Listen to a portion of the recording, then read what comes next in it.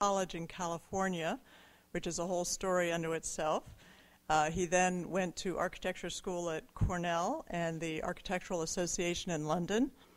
And you have a brief description in your program, but I wanted to elaborate on that a little bit. Bob has been a partner to two very famous American architects, both Marcel Breuer and Richard Meyer. They both received gold medals from the American Institute of Architects. And Bob's first book, Marcel Breuer, a memoir, was published in 2000 by the Monticelli Press. And it's a really interesting account of working in the office of the legendary architect Marcel Breuer. And among the projects that he completed at that time was the Broward County Library in Fort Lauderdale, Florida in 1980. Of course, well before we had ever heard of hanging chads, but you wonder if the library played any role in that. And he also led a lot of projects all over Europe, which explains why a lot of the great squares he's going to talk about tonight are European. His new book, Great Public Squares, was published by W.W. Norton in 2010. And what is wonderful about this book is that as an architect, Bob has made very handsome color plans to scale of every single square he talks about. So it's so much better than a lot of other books you see that just have the pretty photographs. And he allows you to compare then their scale, their configuration, their size. So in addition to showing you statistics such as the ratio of the width to the skyline height or the angle of view from the short side of the skyline, he also describes the human and the cultural factors that make these great squares great and successful and sustainable over hundreds of years. And he really talks about why we love them and what makes them great public spaces. So this is a really wonderful accomplishment, and we're really lucky to have Bob here tonight to talk about his book and the stories behind it. So thank you, Bob.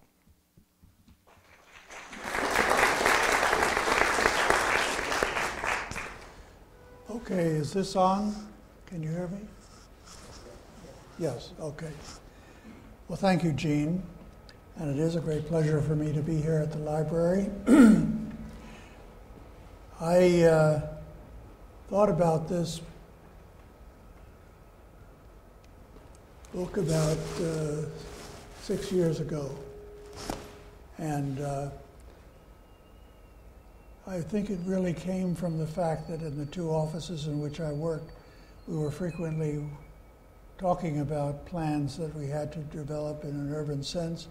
And everyone would sort of say, well, now exactly how wide is San Marco, or how high is the such and such tower?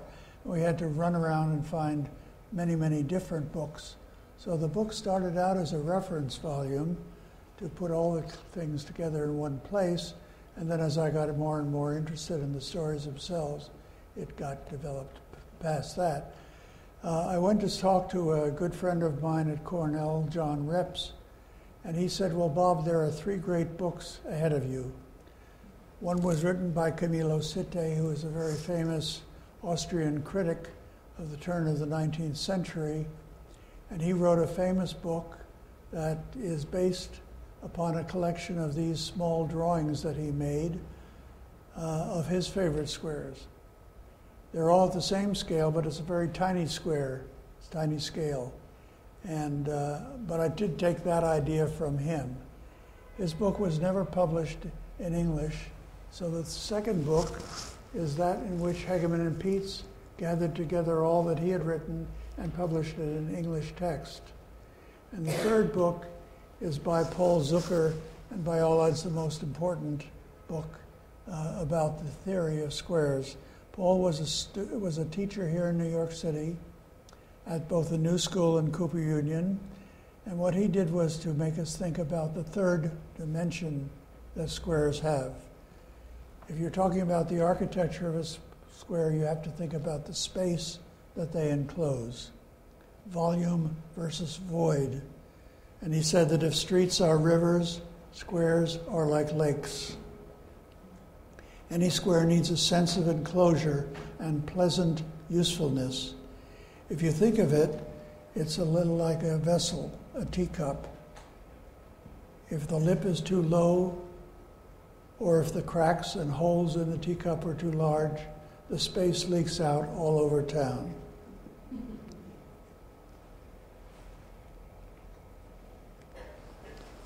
Now, a square can be a square, or a rectangle, circle. Quite a number are ovals. There's one famous octagon, and there are even several intriguing trapezoids. Now, how wide should a square be? Zucker said that it should be somewhere between 100 and 200 feet across, because that gives you, your eye, the possibility of reading the architectural detail at that distance, and it gives you and your eye a sense of where you are and what the true size and scale of it is. How tall should the walls of a square be? Well, the taller the better, really. Anything above 27 degrees doesn't really count, because that's where your eye, when you're looking straight ahead, starts to drop out. The lower walls of some squares are really not a wall but a fence. And once we have the square in place, we start to fill it up with trees and grass and fountains. This is the Piazza, the Plaza des Vosges in Paris, and you'll notice that it was, I have to turn on my, okay. It was a cul-de-sac. You entered here, and that was it. We'll come to this corner later on.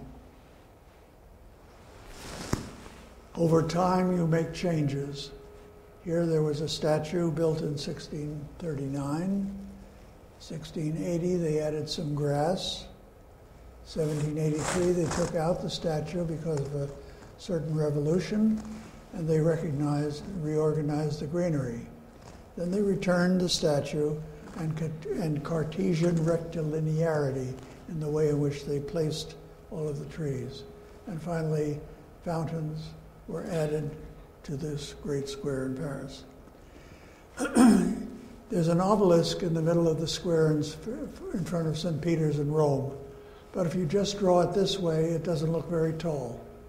If you add in a shadow, and this assumes that the sun is down below in the south, whereas the top of the drawing is at the north, you get a sense that something's happening, but if you look at it, you'll see that it really gives you the idea that you're looking at something lit from below as if it were on a stage with footlights. Now, it happens that I was in the Army as a topographic computer, and they told us very vividly that if you're looking at aerial photographs, always have the shadows pointing down. And that makes the thing you're looking at appear to come up at you off the plane of the paper. And that's the standard that I've used throughout my book. The Greeks and Romans built squares to enclose buildings, not people. But when they did enclose people, it was for stadia such as this one. This one held 30,000 people, and it was built for what were called the Greek Games. Go to Rome today, the space is still there 14 centuries later. The houses have replaced the ramped bleachers, but the Piazza Navona has maintained its shape, size, and height in all those times. And you'll notice one thing, that when most of the streets leave out of the space, they make a turn so that the space appears to be contained by the space around it. There are no leaks in the Piazza Navona.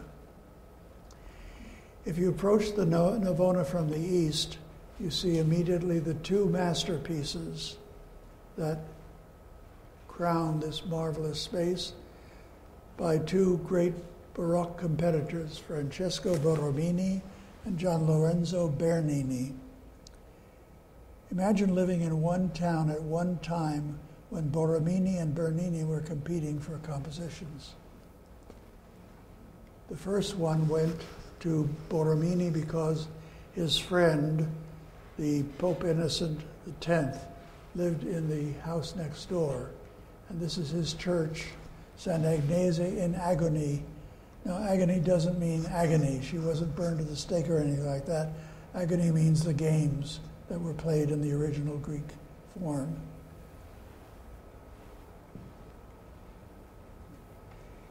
In the mid-17th century, the Pope flooded the marketplace in order to keep the citizens cool in Rome in the summer, and it still works. You'll see here one of the corners about how the space that would otherwise be seen ahead of you always bends and turns so as to leave you a complete enclosure in the square itself. And the rounded end of the previous game place is remembered by three simple palazzos on an angle. Bernini won the competition for the fountains, and this is the Fountain of the Four Rivers. Simon Schama says, "This is surely the greatest water spectacle in any urban space in Europe. The obelisk appears to be hanging from the sky." And for those of you who saw the movie, Tom Hanks rescued the Cardinal from the Rio de la Plata on the left in Dan Brown's Angels and Demons. 300 miles north, there's another oval square based on an ancient Roman forum. The Piazza delle Erbe is a noisy marketplace. It's connected by a small connection here to a very quiet, dignified space, the Piazza dei Signoria. These quiet homes of the wealthy were also the homes of ruthless families who controlled Verona at the time. In the eastern wall, the Lombardi Tower took 3 centuries to build, and you'll find it starts out as Romanesque, Gothic, and Renaissance, piled one on top of the other. Now, this is a Sunday when the market folds up most of its umbrellas. On a regular day, it's more or less like this. And you can see the archway here leading to the Piazza di Signoria.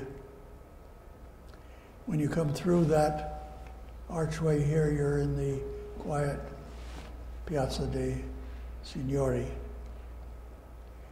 The other third dimension marvel of this composition of squares is that if you come into the courtyard of the town hall, you could start climbing this stair and then up into the tower itself and look back at the square where you started.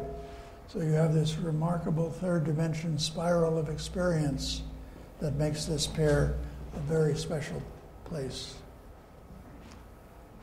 150 miles south, there's another pair of squares named after the well and the Cathedral of San Gimignano. San Gimignano is known for its towers. It had once 72 of them, 17 of them still stand. More important to my purposes, I ask you to remember that when Italy was reunified in 1872 under a king, he felt that he had to make his citizens think of themselves as Italians rather than citizens of Venice or Florence or Rome. And he appointed podestas, or sort of mayors, of each of these towns and gave them an assignment to do something special with their town so that they would appear interesting to tourists, particularly from Italy, so that the people would get to know their own country. Now that problem, that plan, continued under the fascists through the 20s.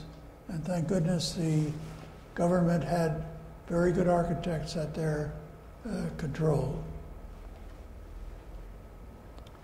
What they did was to strip off all the old facades, looking for evidence of medieval remnants. They had decided that San Gimignano was going to be a medieval town. When the facades were taken off, they looked at it and they said, well, it looks pretty medieval to me. And they sometimes, when they couldn't find any evidence, they would make it up. For example, this little object there at the intersection between the two squares is copied from the loggia in Florence, just to tighten the passageway between the two squares. This is what the cathedral looked like originally. It had a facade painted on its plaster that was Baroque because Baroque was fashionable at the time, and the town hall was something of a mess. So they added crenellations and blind arcades, made a rather presentable town hall of it all, and I think ended up with a perfectly beautiful cathedral. Okay, is this a stage set or a square? Well, it's sort of a stage set, but it works and it brings tourists to a beautiful town.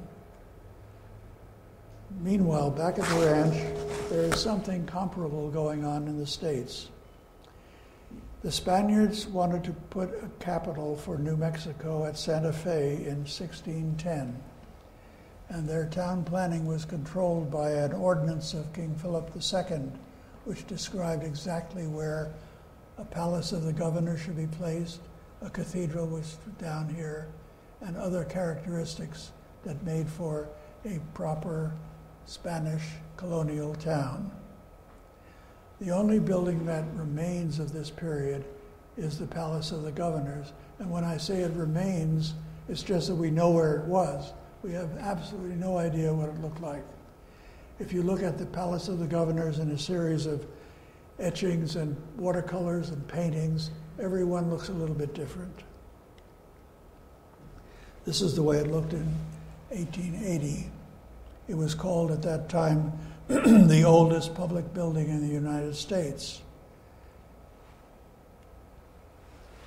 In 1915, there was a great World's Fair in San Diego, the Panama, California Exposition. And New Mexico decided they needed to put a state building there. Trouble was that nobody knew what a state building for New Mexico should look like. So they hired a group of architects called Rap and Rap.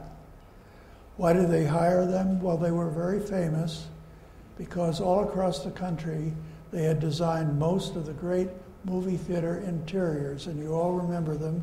They had Spanish Baroque facades all around them, a blue sky overhead with lots of twinkling stars. So those were the guys who came in on assignment to define what New Mexican architecture should look like.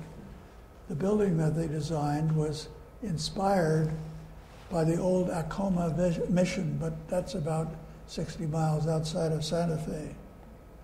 The building was so popular at the fair that they tore it down and rebuilt it here at one corner of the plaza in Santa Fe, and it's now the New Mexico Art Museum.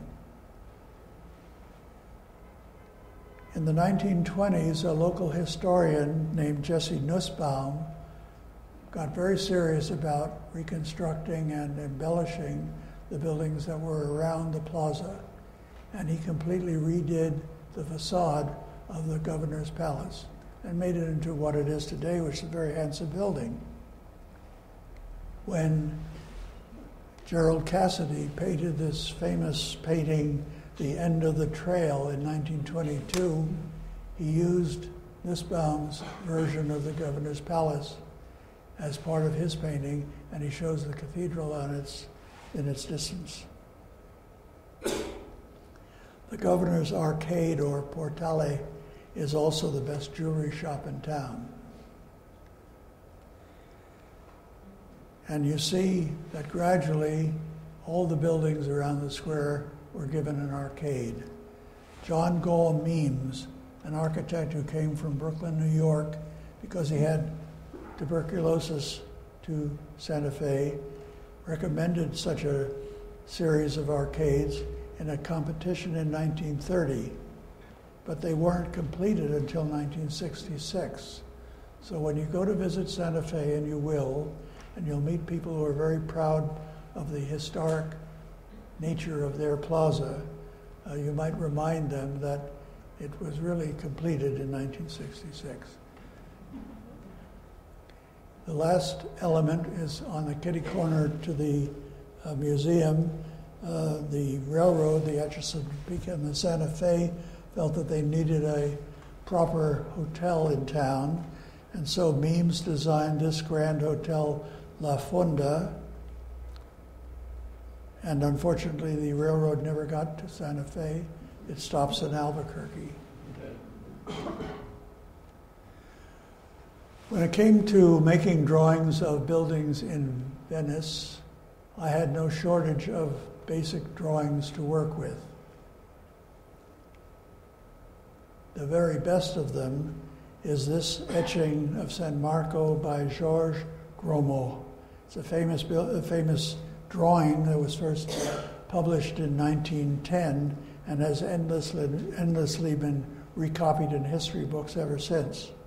I found a copy of the 1944 third edition in Paris and used it as the basis for my own drawing. So that gives me a placement for all of the footprints of the buildings that form the piazza. The floor of St. Mark's itself came from other books, and I inserted them and other bits of information as I found them into a drawing at the scale of 1 to 1,000, and that just barely fit within the 11-inch square size of my book.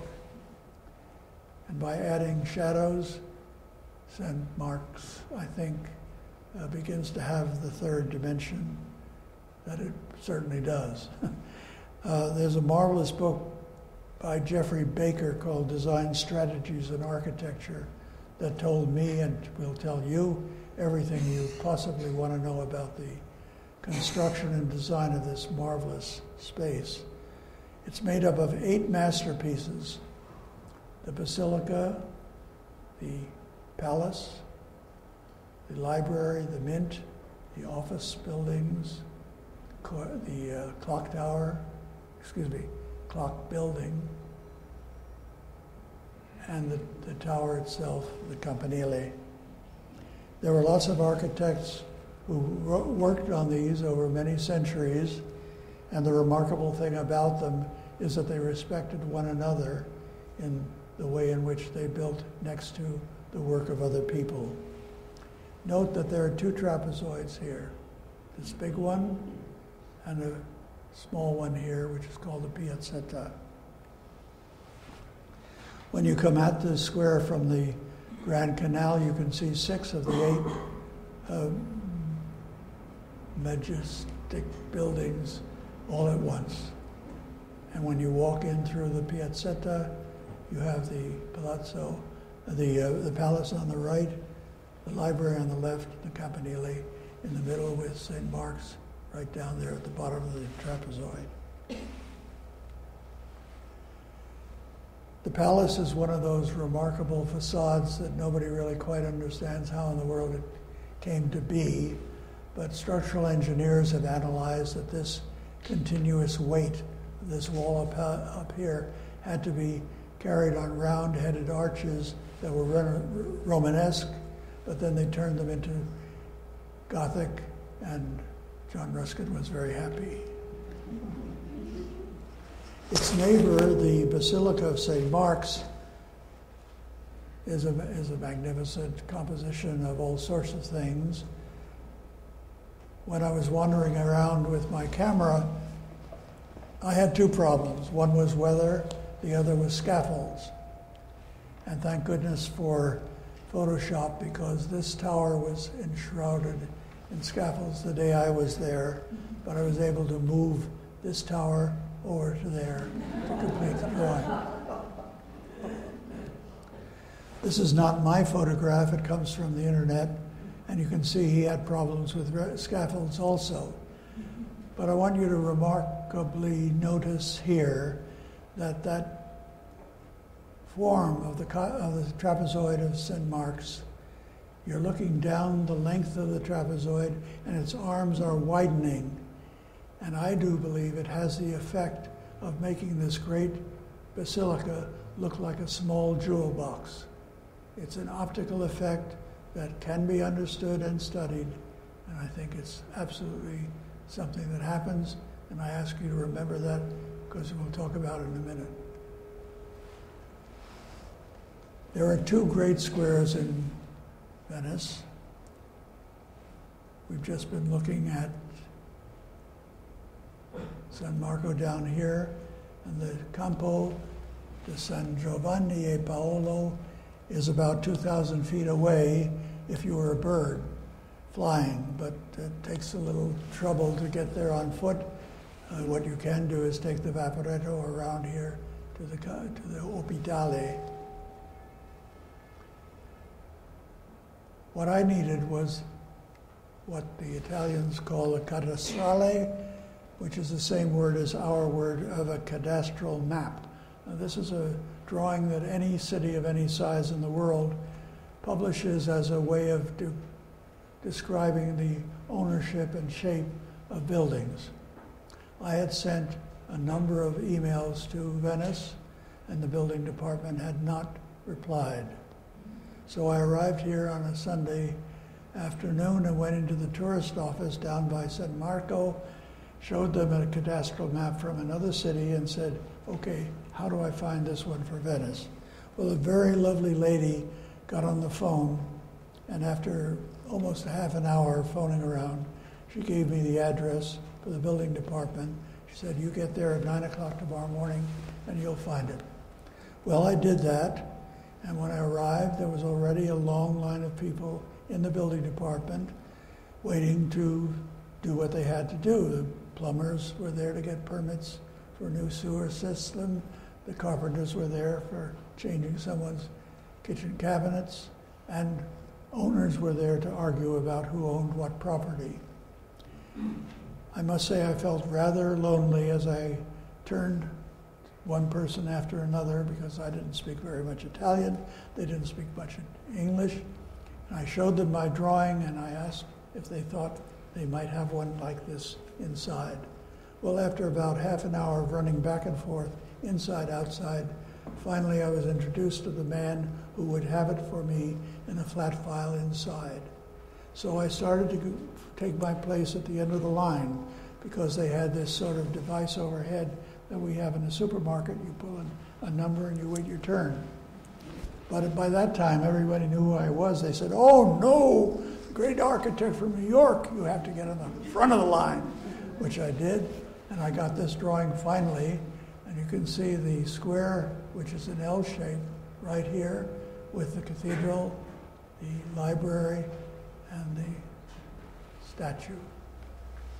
So this is what the square looks like. It's made up of a school of St. Mark's, which became a library and then, right now, the main hospital for Venice. The cathedral, what the local people call,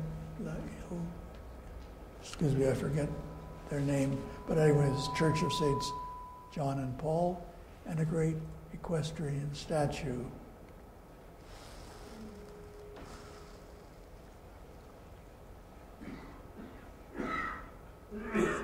The facade of the library is one of those remarkable compositions made up of a little bit of Renaissance, a little bit of Byzantine, and next to it is San Zanipolo, which is about as close to a Gothic church as the Italians ever came. And forming an L-shaped campo, there is this statue on the right.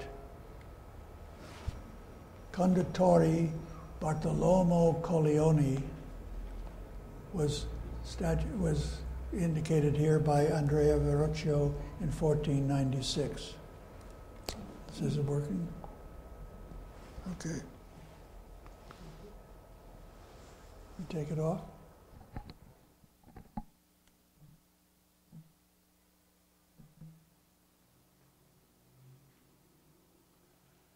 All right, we'll see. Is this...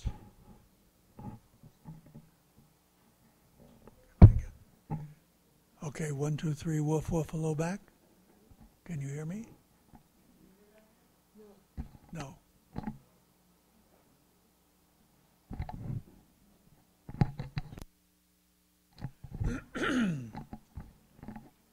1, 2, 3. Any better? A little louder, okay. Yeah, I'll take a little water.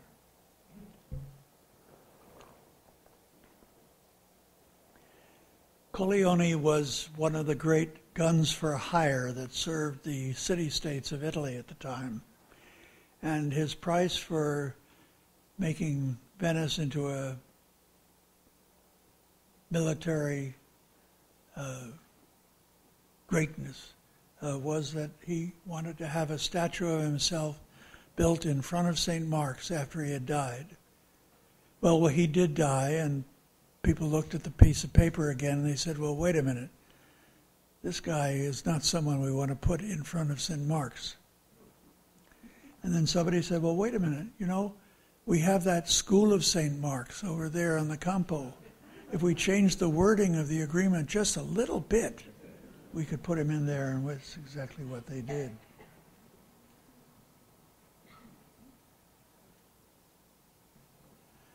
That's what the square looks like, and it's not bad for a second string. There's another better-known L-shaped piazza nearby in Florence, the Signoria. Marvin Trachtenberg, a professor and critic at NYU, has written a beautiful book, Dominion of the Eye, that is devoted entirely to the design of this square. And I can't possibly begin to tell you all the things that you should know about it. But the remarkable thing is that the piazza was not really built. It was the result of tearing down buildings. It started with two houses here that belonged to two families that had gotten into a fight with one another.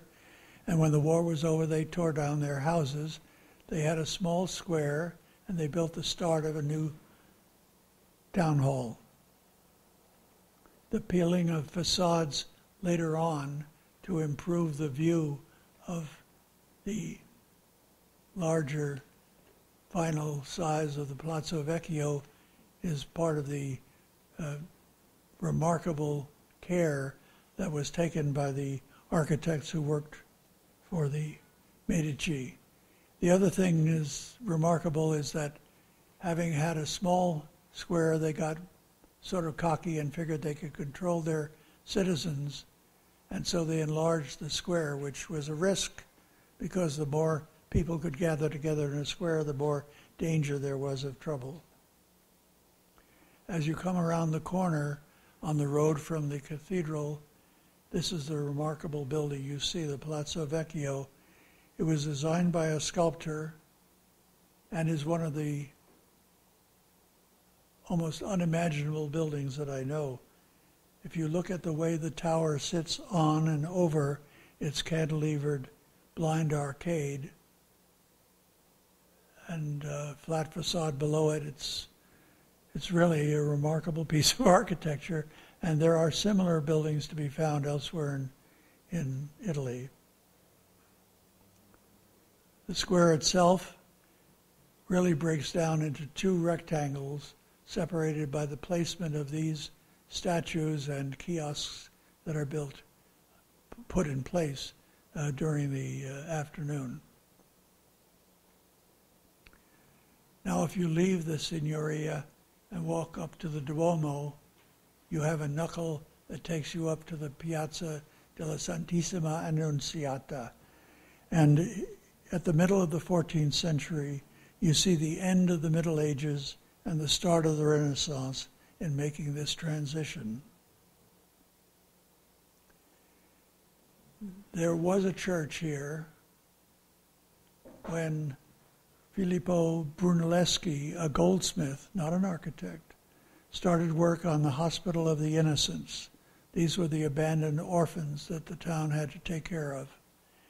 He had been to Rome. He knew what an arcaded building looked like, and so he built his first hospital in that place. He also had a good friend, a talented potter named Andrea della Robbia, and he asked him to do some terracotta work. This is his facade, and the rondelles of della Robbia are are in many respects the most memorable thing about this square. There's an arcaded courtyard in front of the Ladies of Mary. It was done by another architect a century later, and what he did was to imitate exactly the facade of arches that Brunelleschi had invented, so that you have a square that came about through the admiration of one architect for another, and that while they were at it, they threw an arcade in front of the existing cathedral. Unfortunately, they brought in some rather nice fountains, but they left the cars in the middle of this square. 1534 was quite a year. Pope Paul III had just settled his argument with Charles V, who was Emperor of the Holy Roman Empire, and the top of the Capitoline Hill was something of a mess. It had a building they called the Senate, and next to it the Conservatory Palace. It happened also to be the same year that Michelangelo quit Florence and moved to Rome, figuring that's where the money was. And he stayed there and died 30 years later. One of the first and most important things that he took care of was the redesign of the Capitoline Hill. He took the Senate, turned it around. Its entrance used to be here above the Roman Forum, and he made a grand entrance with heroic stairways and fountains. He put a new facade on the conservatory and built another palace exactly opposite it with the same 8.5 degrees of asymmetry related to the Senate. So you have another trapezoid. He mounted the Emperor Marcus Aurelius on a platform that he designed for himself and set the whole thing on the most famous floor pattern in the world. It's been copied, 10, 12 times by architects ever since. So as you walk up the stepped ramp, the Senate seems to grow up out of the ground in front of you, and its 3 stories are actually 2 stories on top of a pedestal that mimic the 2 stories of the 2 buildings to either side. And Marcus Aurelius had been found next to St. John Lateran, moved over here, and this is actually a copy.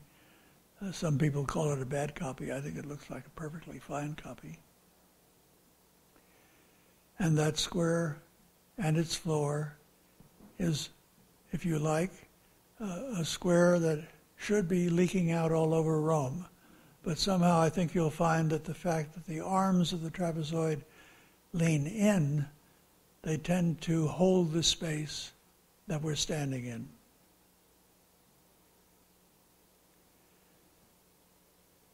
St. Peter's had a lot of architects.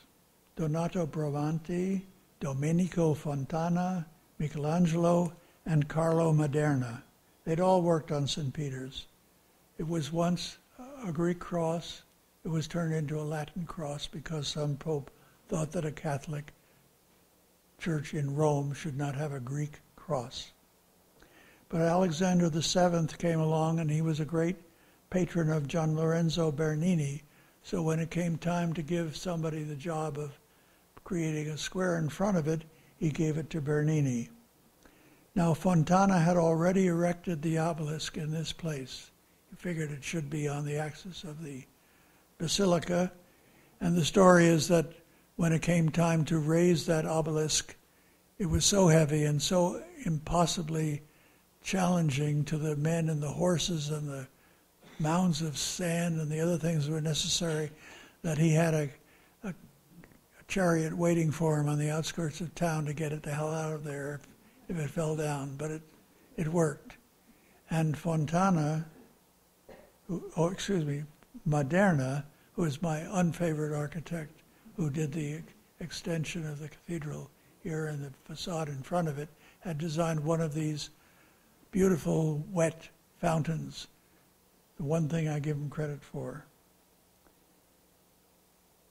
Now, this facade that he put across the front of the basilica is grossly out of scale.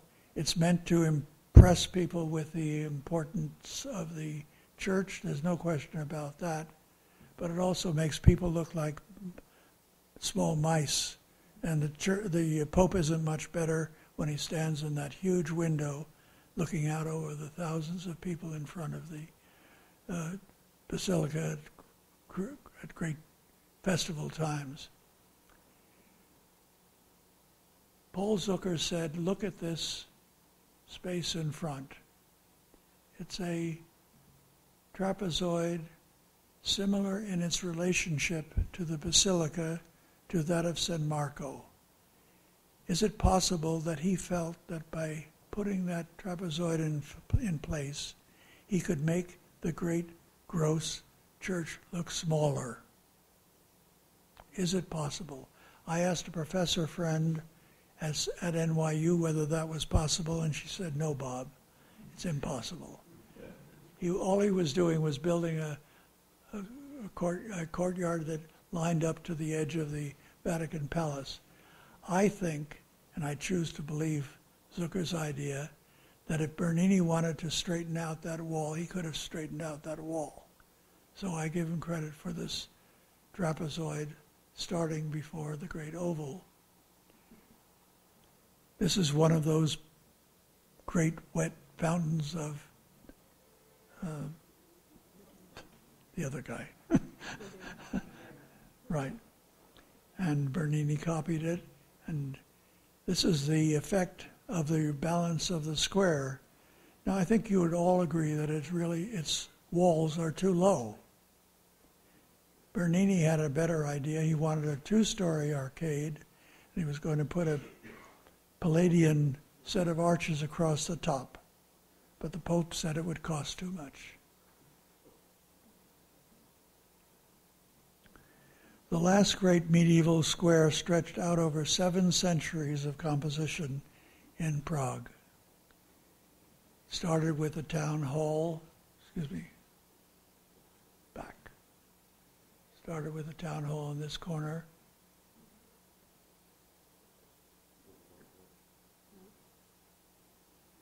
Come on. All right. We have to let this machine catch up with itself. All right, I think. Town hall, statue of Jan Hus, a variety of palaces, the church of Our Lady of Tin, and St. Nicholas Cathedral. Someone said once that there is a magical moment in a great square when the facades leap from the outside of their buildings and join hands to form the inside of their square. I think Old Town Square is the best example I know of that happening, and I think it's a marvelous concept. And the trouble is I don't remember who wrote it. So if any of you come across it, I wish you'd let me know. This is what the square looks like. 7 centuries and every known architectural style. Church of Our Lady before Tin is located behind its school, and you'll note that the Czechs love to invent new roofs for almost every new building they build. The town hall has another type of tower with an astronomical clock at its base. And by all odds, the most interesting is St. Nicholas, designed by Kilian Dietzenhofer. It's an interesting Baroque building in that its axis goes this way, and you enter it over here, and this is the apse. But when it came time to put towers in place, they put them in reference to the square. So there's something for everybody. Now, this is the square we looked at the outset, Place des Vosges in Paris. There's another marvelous book by Hilary Ballon, professor at Columbia, called The Paris of Henry IV, in which she tells the story in great detail that I will simply summarize as follows. Henry took power at a time when the economy of Paris needed help, and he had heard that Italy was doing great guns making silk objects. So he said to his people, can we manufacture silk? And they said, not only can we manufacture it, we have a silk mill. And it happened to be right there at the end of this street.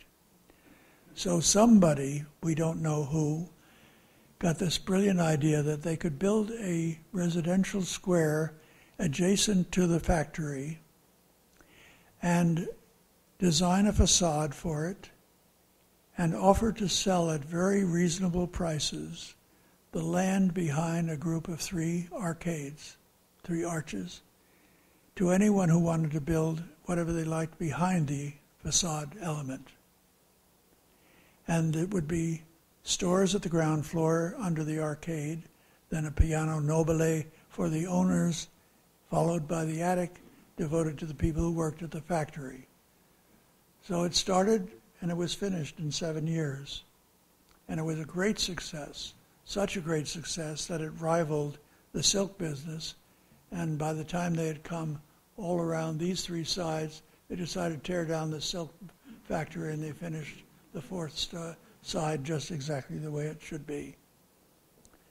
This is the way it looked like when it was first finished. There was essentially nothing in the middle except jousting matches and other royal hoop-de-doo.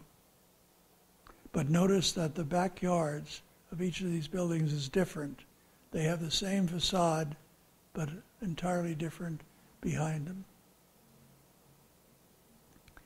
After the Second World War, this beautiful square had really come to wreck and ruin. The facades were sometimes painted in different colors. The shutters were hanging off their hinges. Colors were different. And when I first saw it in 1952, this is my picture, and you see what a sort of a rundown place it was. We have André Malraux to thank for cleaning up the whole place. And this is the way you enter it now off the main streets of the 3rd arrondissement. This is the backside of the royal palace devoted to the king. And as you walk through, you come to the Queen's Pavilion. Notice that they took off all the shutters.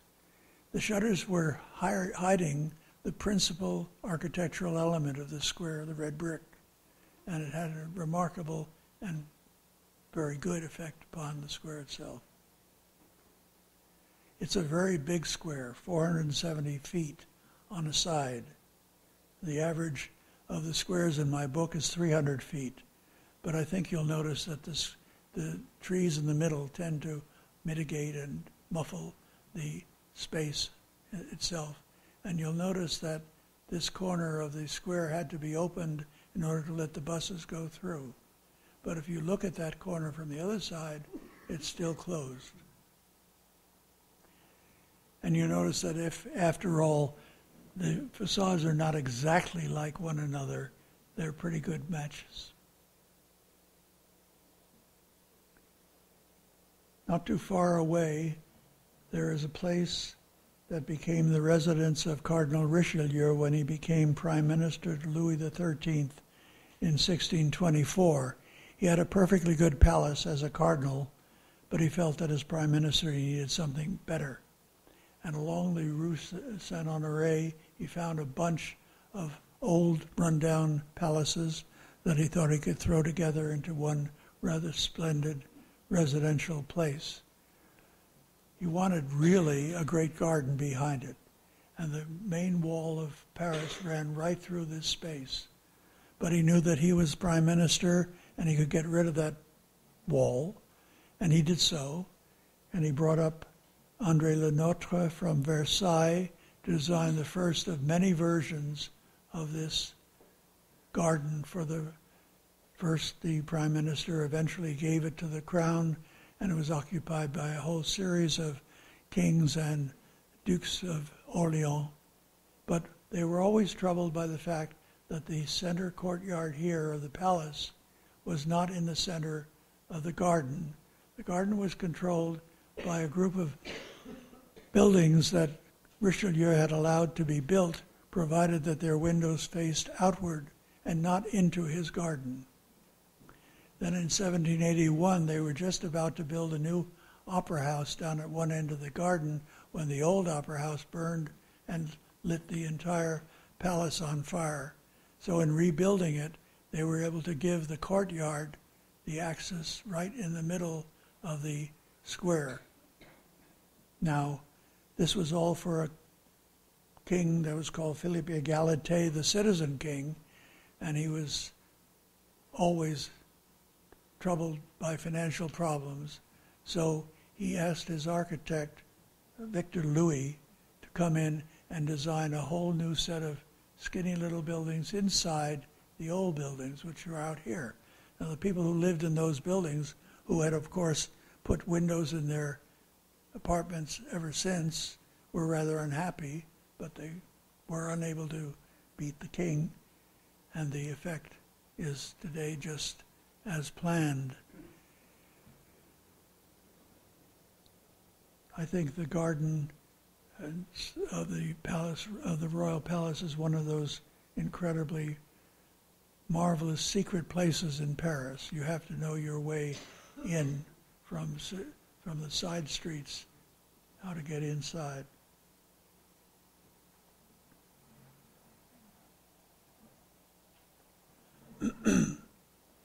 It's a great unknown treasure. And the French know how to chop trees, as you know. This is the unit of facade that Victor Louis came up with. It's Italianate compared to the French style of the plazas of Vendôme, nearby, and the Place des Vosges. But one thing that's interesting is that the center line from column to column to column is exactly the same, although they were built 1.5 centuries apart. In the late 19th century, the entire garden had become sort of a place of ill repute. It was mostly occupied by brothels and gambling dens. But in the 20s, after a campaign of Colette and Cocteau, who lived there, it returned to quiet arcades and elegant architecture. If you want to buy medals for yourself, this is the place you come. And if you're looking for toy soldiers, they have the best in the world.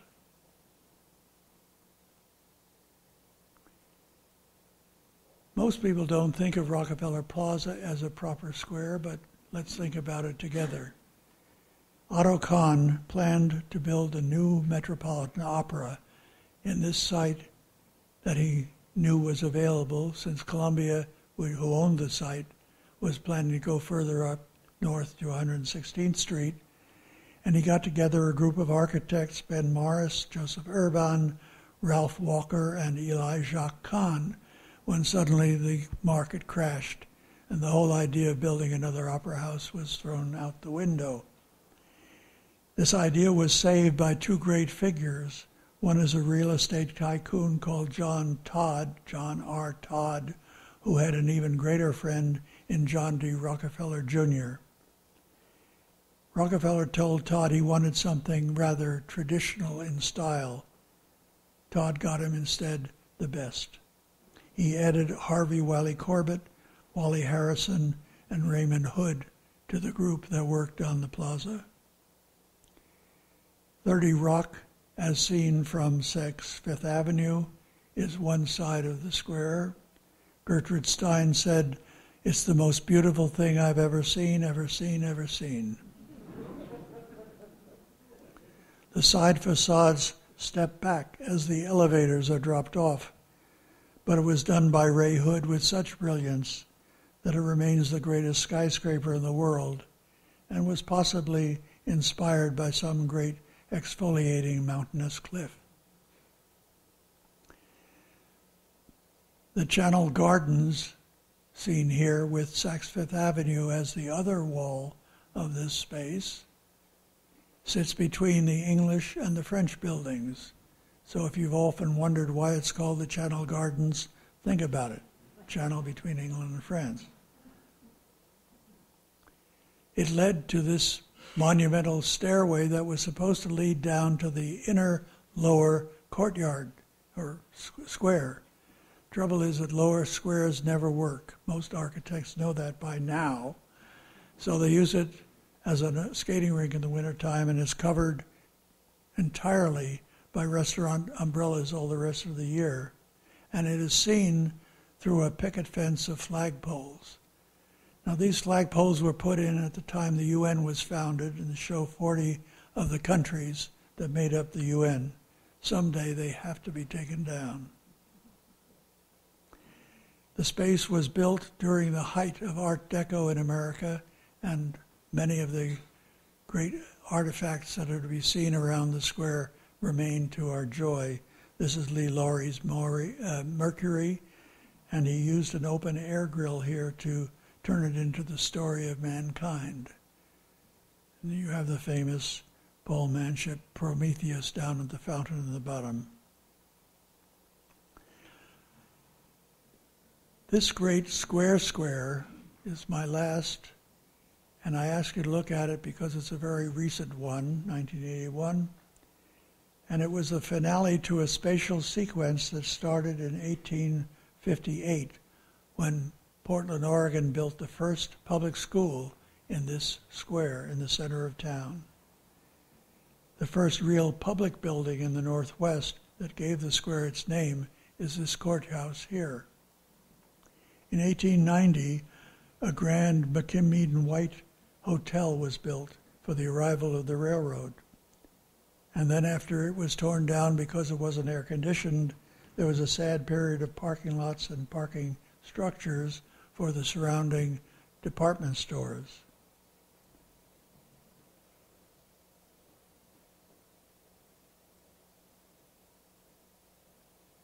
In 1974, the city gathered itself together and inspired a program to bring the people back to the square.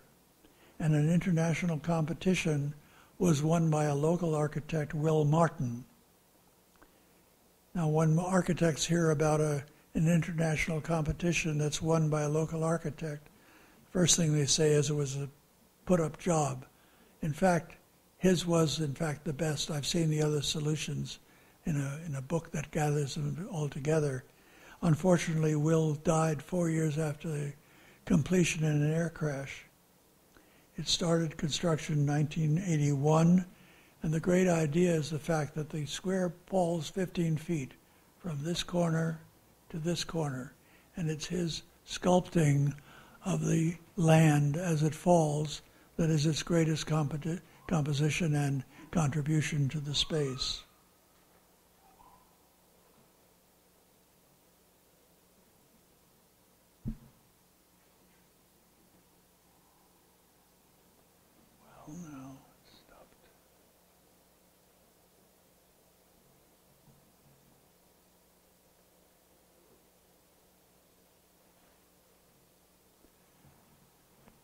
I think it's probably only architects who admire this particular detail, but notice that there's a ramp that comes down through that amphitheater for baby carriages and wheelchairs, and the way in which that ramp intersects each of the steps of the amphitheater is quite inspired, I think.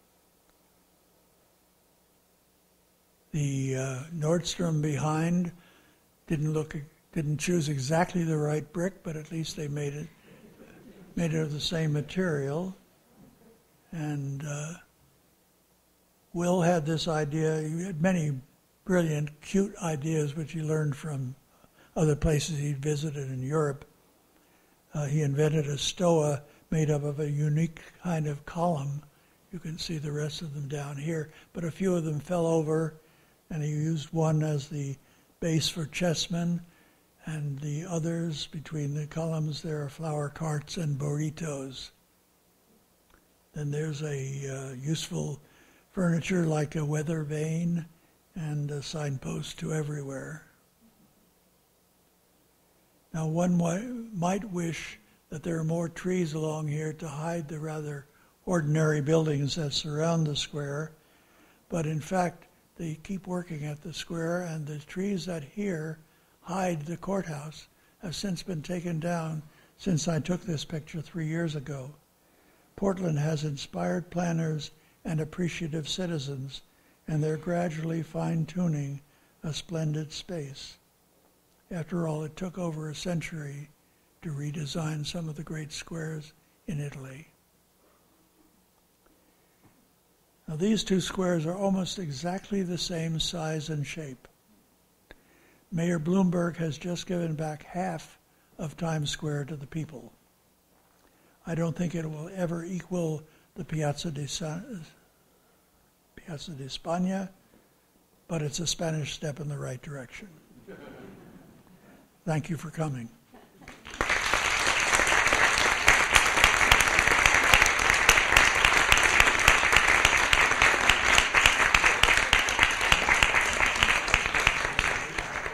I hope you're willing to take some questions.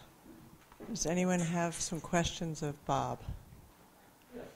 What is the detriment caused by automobiles to these stairs?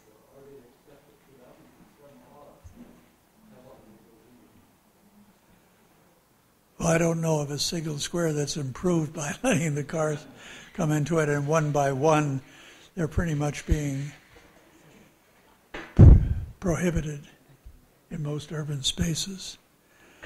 The big ones, some of the very big ones, remain ruined, not so much by the cars as by the roads that come through.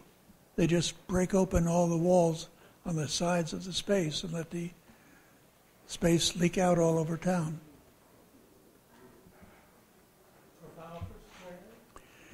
Very large and amorphous. I never even considered it.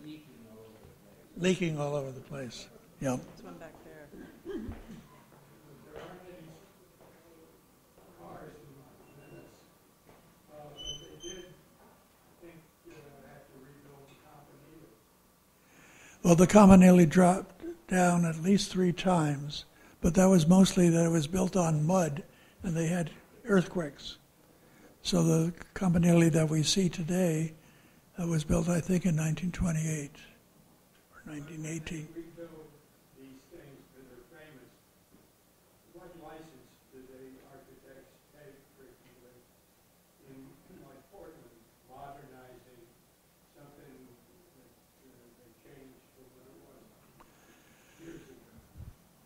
Well, I think a number of them have taken great license to great success. I'm not saying that all the new squares are good, although, frankly, there's a marvelous tradition up in Scandinavia and Germany for the building of new squares since the Second World War that have produced a tremendous group that I simply didn't have room to respect in my book. Yeah, I wanted to ask what were the 3 or 4 squares that you would have included if you had room that you couldn't? The runners-up. That's a good question. I don't think I'll mention them, but I have to admit that 1 or 2 were dropped out because it was raining cats and dogs when I came there, and I couldn't wait around. Okay.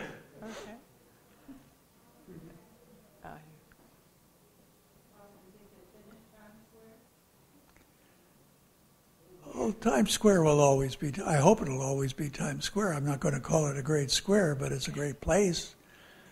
Any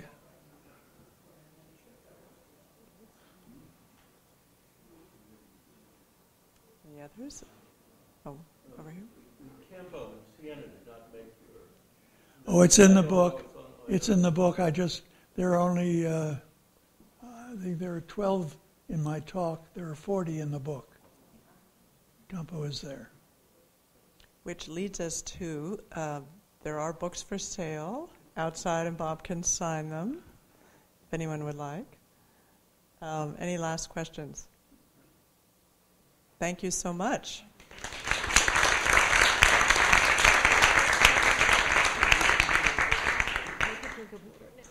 Yeah. And I'll bring the books for Monty and Safari.